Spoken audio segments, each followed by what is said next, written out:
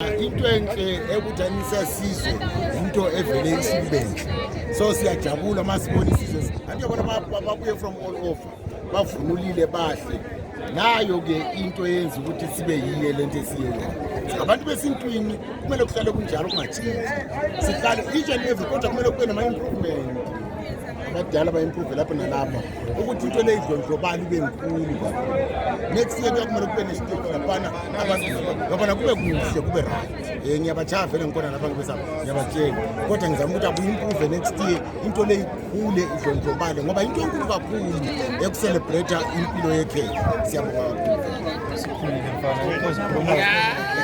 umfana omncane lo kuthiwa kwani ibizo lakho uZiyamluma kana ukuthi sipune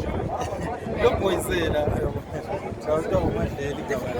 Skhobokhobo yabona emgubweni wenkosi uMzilikazi yabona so ngiyajabula ukuthi mambona abafana abancane abangaka bephakamela phezulu entweni ezifana nalezi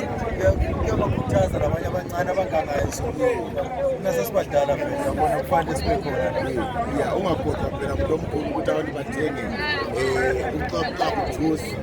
nomunye ijuice webane veg